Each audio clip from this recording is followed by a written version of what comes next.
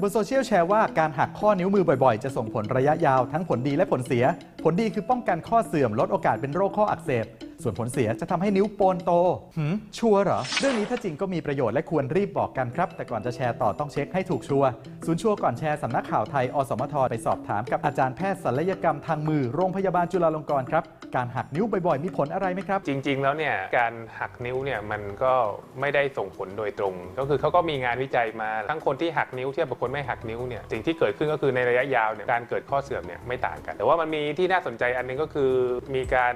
รายงานว่ามีคนที่หักนิ้วแบบรุนแรงจริงๆแล้วก็ทำให้เกิดการบาดเจ็บกับตัวข้อซึ่งเพราะฉะนั้นหักนิ้วเนี่ยไม่ได้อยากให้หักอย่างรุนแรงเพราะว่ามันก็มีโอกาสที่จะให้เกิดการบาดเจ็บกับข้อได้เขาแชร์ผลดีของการหักนิ้วบ่อยป้องกันข้อเสื่อมและลดเสี่ยงเป็นโรคข้ออักเสบได้จริงเหรอครับไม่ใช่ข้อดีจากหลักฐานทั้งหมดเนี่ยส่วนใหญ่จะบอกแค่ว่าไม่เกิดข้อเสียแล้วที่แชร์ว่ามีงานวิจัยถึงผลดีแล้วครับคือในรายงานจริงๆเนี่ยเขาจะบอกว่าในกลุ่มที่หักนิ้วบ่อยๆเนี่ยมันเหมือนมีตัวผิวข้อกระดูกอ่อนเนี่ยที่มันหนาขึ้นอันเนี้ยบางคนก็คิดว่าถ้ามันหนาขึ้นอย่างเงี้ยมันอาจจะทำให้ข้อมันดีขึ้นหรือเปล่าบางคนเนี่ยจะไปแปลผลว่ามันเป็นการลดข้อเสื่อมซึ่งในการศึกษานั้นจริงๆเนี่ยเขาแปลผลว่าการที่หนาเนี่ยมันเกิดจากการบวมแล้วก็อักเสบไม่ได้หมายถึงว่ามันจะป้องกันข้อเสื่อมส่วนผลเสียเขาแชร์บอกว่าหักนิ้วบ่อยๆจะทำให้นิ้วโปนโตจริงไหมครับอันนี้อาจจะมีส่วนจริงเท่าที่รายงานกันมาการหักนิ้วบ่อยๆอาจจะทำให้ตัวมือเนี่ยมันมีการบวมมากกว่ากลุ่มที่ไม่หักนิ้วก็อาจจะแค่มีปัญหาเรื่องลักษณะภายนอกเขาแชร์ว่าคนที่หักนิ้วตั้งแต่อายุน้อยจะยิ่งเสี่ยงนิ้วโปนโต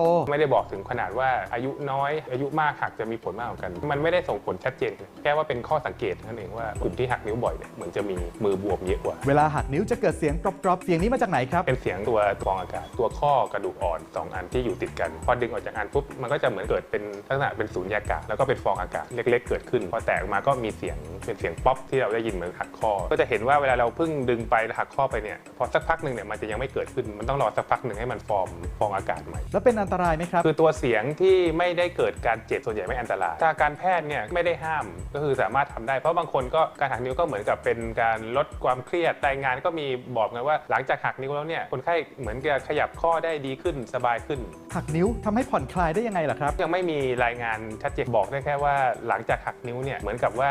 มุมการเคลื่อนไหวมันเยอะขึ้นคุณหมอยังมีข้อแนะนำสำหรับคนที่ชอบหักนิ้วดังนี้ถามว่า